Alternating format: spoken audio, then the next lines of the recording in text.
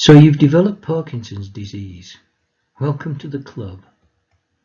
But what does it mean, and how will it affect you? This is an introduction to Parkinson's disease, and in part 1, we're looking at it's not just a tremor.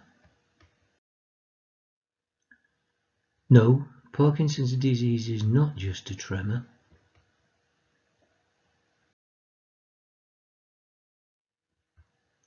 It's becoming increasingly usual for a consultation with your GP to look at one condition only. But Parkinson's displays a range of apparently disconnected symptoms that might make positive diagnosis elusive. None of the symptoms of Parkinson's disease is unique to the PD condition. Even the key indicators can be caused by alcohol and drug excess or dependency, the after effects of sudden shock or trauma, intense anxieties, shock and nervousness, extreme tiredness and fatigue, and a range of other factors.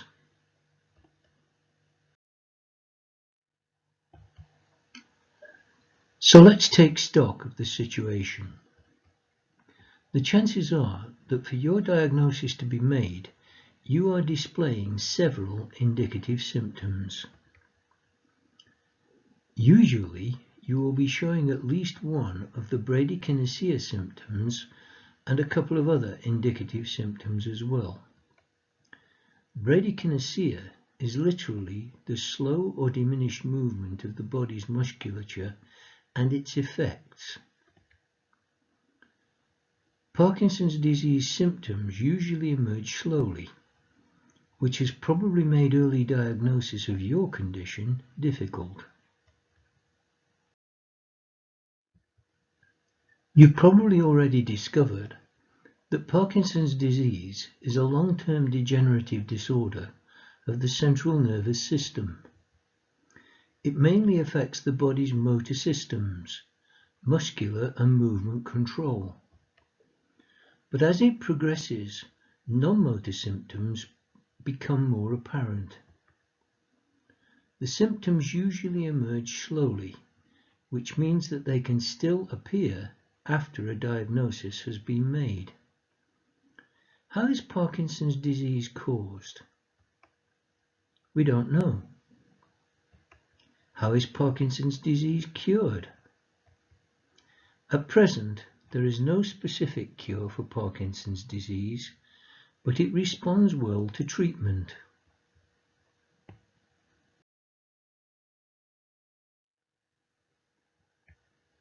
That it responds well to treatment is probably a cause for optimism.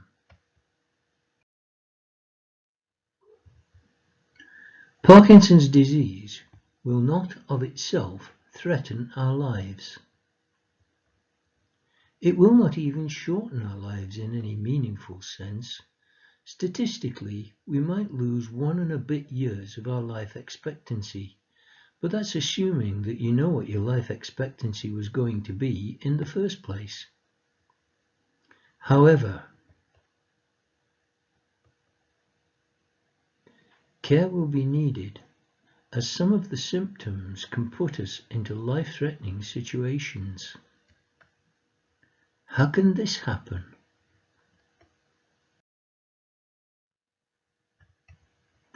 Typically, a loss of balance is characteristic of Parkinson's disease.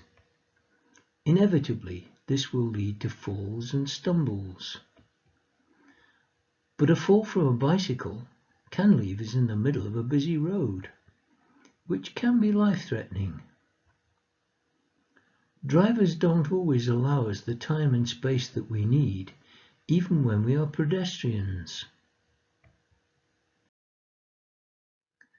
Another typical symptom of Parkinson's disease is fenestration, which is the shortening of our steps as we walk. Sometimes fenestration means that our head gets there faster than our feet, and we fall, perhaps with painful results.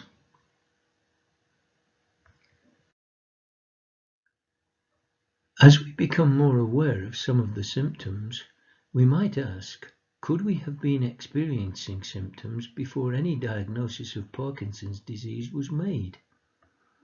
The answer is almost certainly yes. We almost certainly had symptoms before diagnosis because there is no single test to confirm the Parkinson's disease condition. These symptoms might sometimes have been dismissed by the medical profession because they appeared to be minor symptoms that did not relate to any specific condition. Hindsight has 20/20 vision, but medical uncertainties can cause us anxiety and even stress.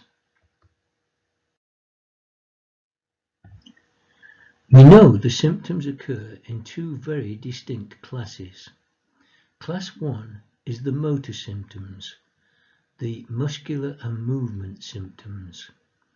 These can appear as tremor, rigidity, slowness of movement, falls and dizziness, freezing, which can mean the muscles literally freeze immobile. It can happen when we stand up from a chair, walk through a doorway, or even when we are crossing a road. And muscular cramps and dystonia. This is when the muscles stiffen and shorten, which can result in pain and discomfort. This sometimes happens when carrying out a particular task or activity. It's unusual for anyone to have all of these symptoms. We know that people can experience Parkinson's symptoms before anyone can achieve a diagnosis. But when a diagnosis is made, the treatment should quickly bring the symptoms under some sort of control.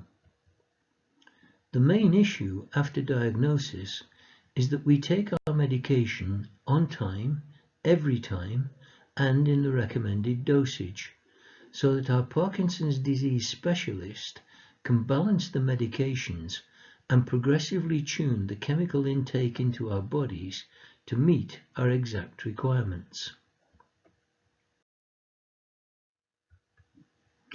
Medication can usually be taken orally.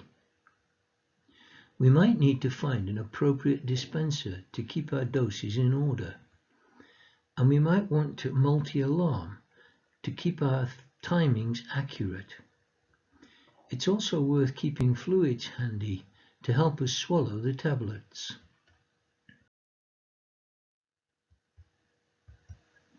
It's worth making a note of our symptoms, when they occur and how they affect us. We can also note when and how these symptoms disappear with treatment, and any symptoms that have not disappeared so far. This will usually build positive confidence in the treatment. It's also important to note any new symptoms as they appear and how they affect us. We should also bring these new symptoms to the attention of our GP or our PD specialist, as they may require a slight modification to our treatment plan.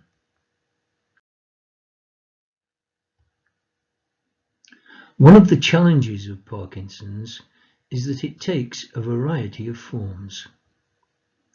Very few people show all the symptoms. Many people present different symptoms in a different order and with different intensities and effects. It's sometimes even described as several different illnesses that form the common group of Parkinsonism, each presenting the same range of symptoms and responding to the same treatments, but coming from apparently different sources.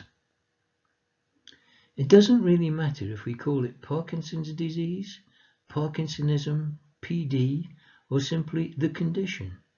We still have to cope with the challenges.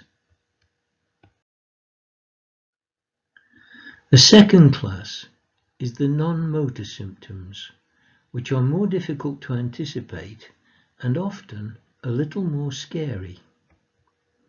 They include low blood pressure, bladder and bowel problems, restless leg syndrome, fatigue, sweating and skin dampness, sleep disorders, compulsive and obsessive behaviors, eating, swallowing and saliva issues, speech and communication control issues, eye problems, foot care issues, mouth and dental issues, memory and recall problems, difficulties in concentration, anxieties, hallucinations and delusions, depression, apathy, onset of dementia, and general pain and discomfort. So you see, it's not just a tremor.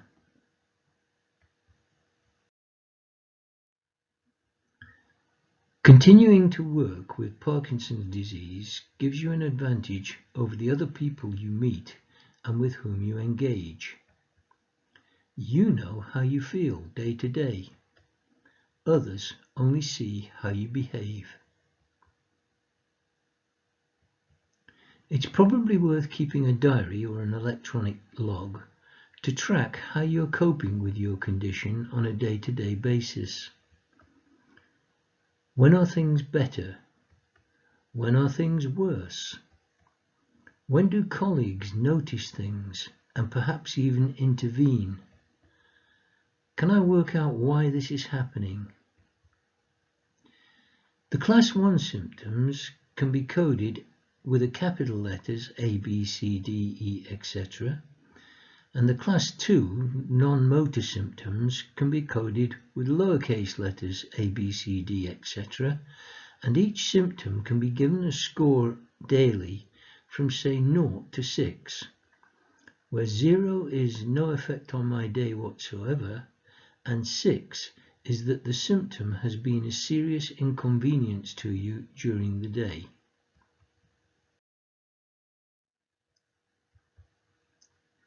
We know that people can become anxious and possibly even stressed by the range of non-motor symptoms that seem to be normal for the Parkinson's disease condition.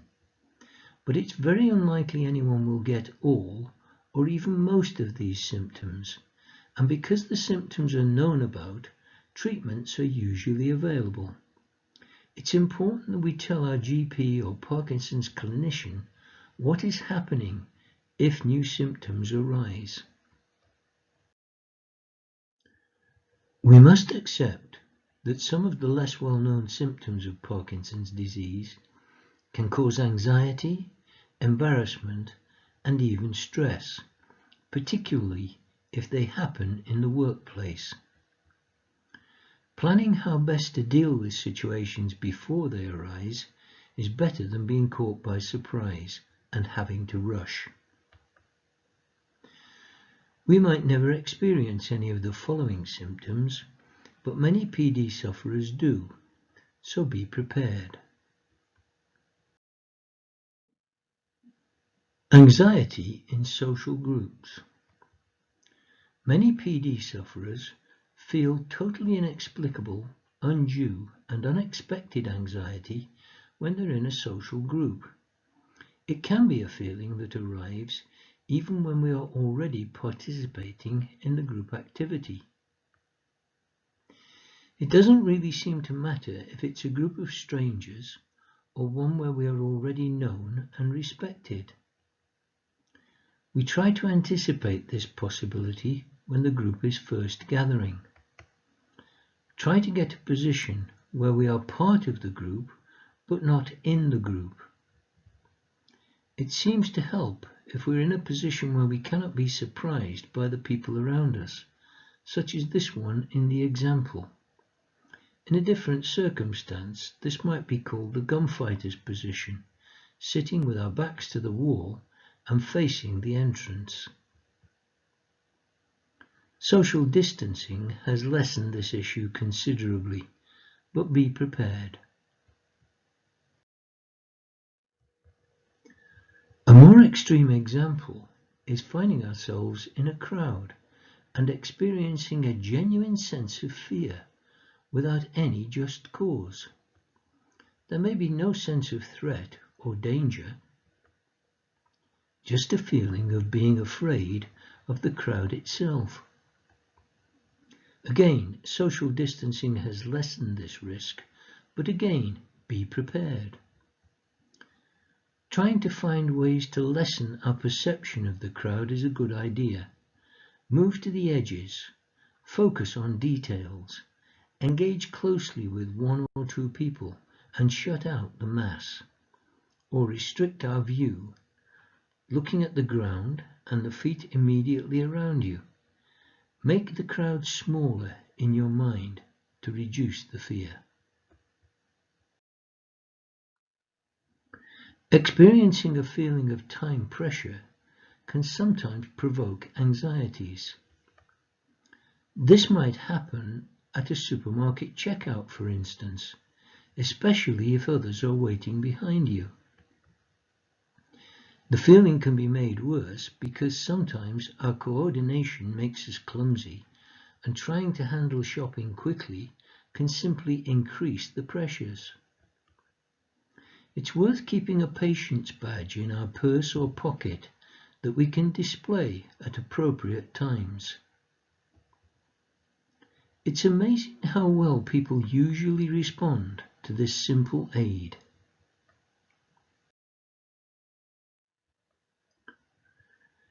When something upsets or irritates us, there's a tendency for PD sufferers to sometimes lose patience and respond aggressively. There's no point in saying don't lose your temper, because it would not happen if we could control it. So take the time to apologize to those concerned as soon as the aggression has passed. Again, it can help to show a PD patience badge to support your apology, or just to remind your colleagues of your condition. Incontinence can sometimes be an issue. Don't pretend it isn't happening. Use protective products in a timely way. Don't let pride result in embarrassment or even degradation. Protection is easily obtained, and modern products are very effective, especially against slight bladder leakage.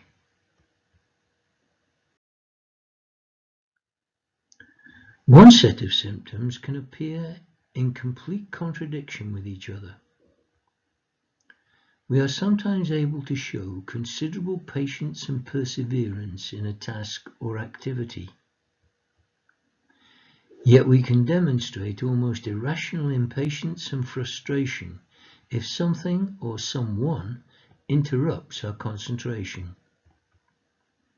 Again, there's no point in saying don't do this, because it wouldn't happen if we could control it. But we can try to control the situation so that we can anticipate the interruptions. Try to avoid being taken by surprise. Try to express your frustrations when you are still alone.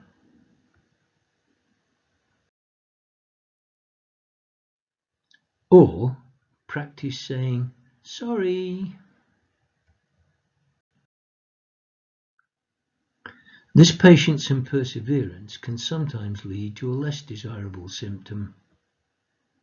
It can sometimes lead to obsessive behaviors and habits that we find difficult to control.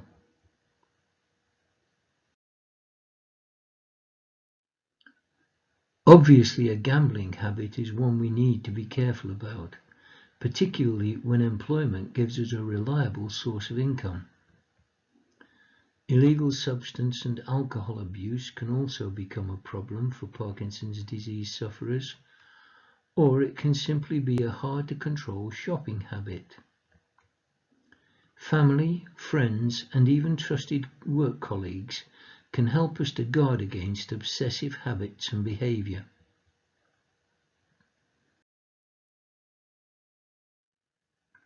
Family, friends, and work colleagues can also help us with frozen face syndrome. Even close friends, loved ones and family members sometimes forget that relaxing or having to concentrate can lead us to showing totally emotionless and disengaged expression and body language. This can convey boredom, disinterest, or even annoyance, when this is not in any way the mood we are experiencing. Make sure those close to you understand this and can warn you when expression and body language seem out of phase with your mood. But remember, frozen face syndrome will not automatically make you unbeatable as a poker player.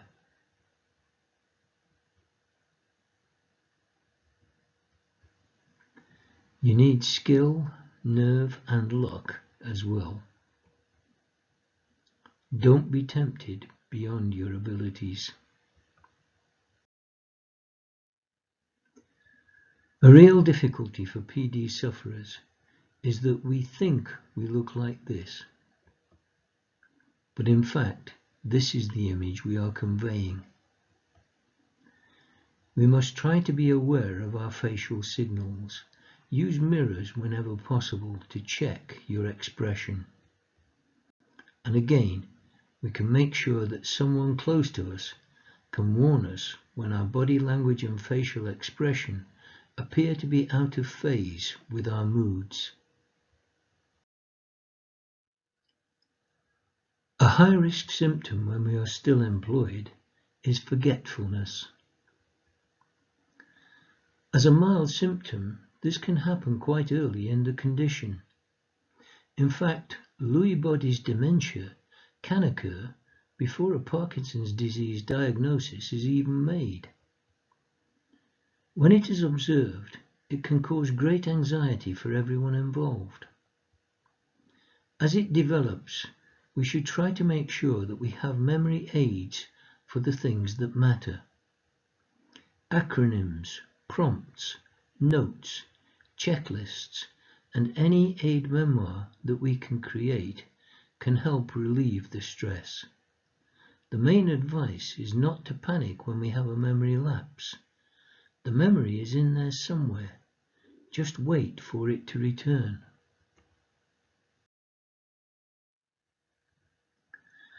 There is often a fear that forgetfulness will become Alzheimer's. In very general terms, Alzheimer's means the brain never takes in the memory of experiences. There are situations and things that Alzheimer's sufferer will simply never perceive. With dementia, the memory is perceived, but it can be difficult to find and recall it from the brain later. The symptom for Parkinson's disease is dementia. Parkinson's disease does not lead to Alzheimer's.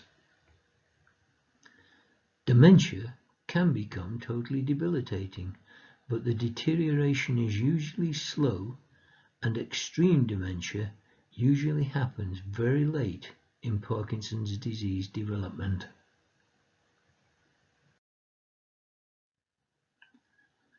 Another limiting factor for PD can be insomnia and sleep apnea. This can obviously be a particular risk if our job entails driving or operating machinery. But any sleeplessness can damage our ability to work effectively. It's important to bring this to the attention of our GP or our Parkinson clinician as soon as possible, and that we follow their advice. It's likely they can recommend a modification to our treatment that will quickly improve the condition. The main thing is to keep ourselves and others safe.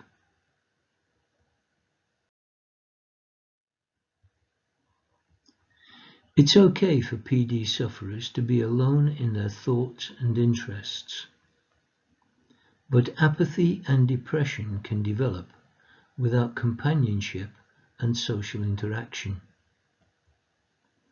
And this can happen to partners and families as well as to ourselves. Coronavirus isolation is pushing this threat hard because it often means that we are isolated from our usual social groups and social interactions.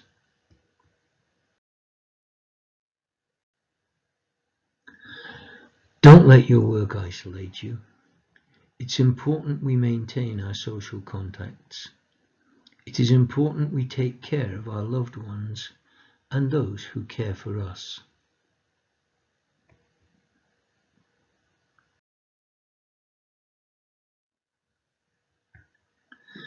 The next slide in our program for Parkinson's sufferers who are still employed lists some of the less well-known symptoms that Parkinson's can bring about. These symptoms should not be looked for, but simply recognized and accepted if and when they are observed. They should, however, be noted and possibly reported to your clinical support.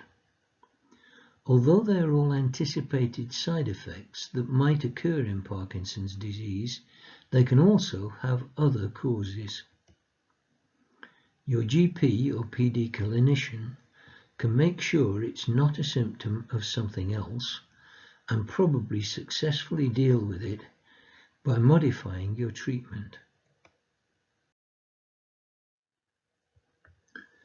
I don't intend to read out all of these questions, but they are available for you to take as a screenshot, or you can get a copy directly from us. There are no copyright issues involved, so if you think this slide might be useful, by all means make use of it.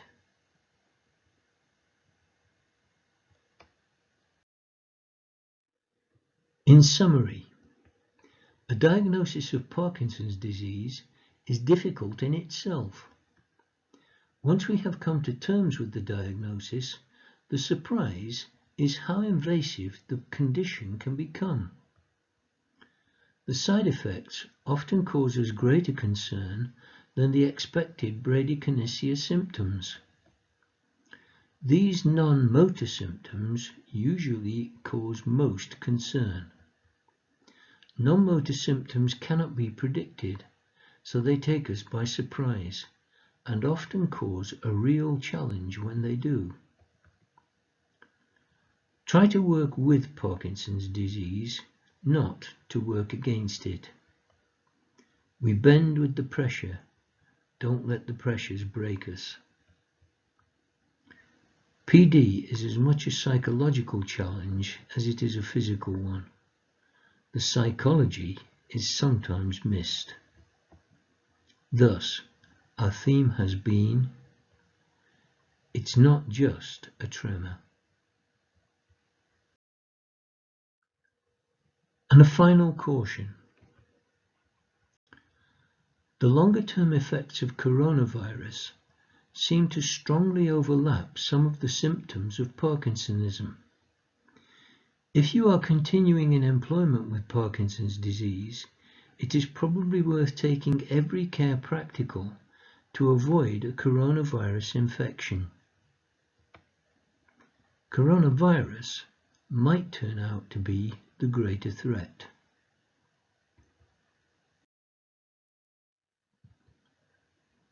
This program has been brought to you by the Newark and District Parkinson's Group. Everyone is welcome to join us. You don't have to have Parkinson's. You don't even have to care for someone with Parkinson's. You just have to care.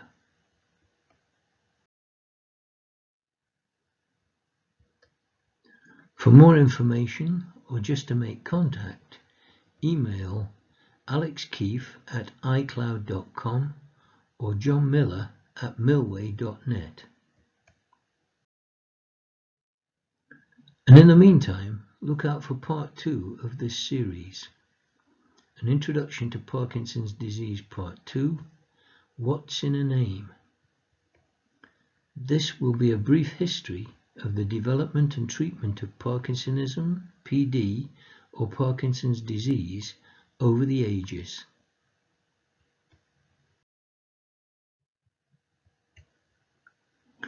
Thanks for watching. Hope you found it useful. Hope you've enjoyed some of it at least. Goodbye now.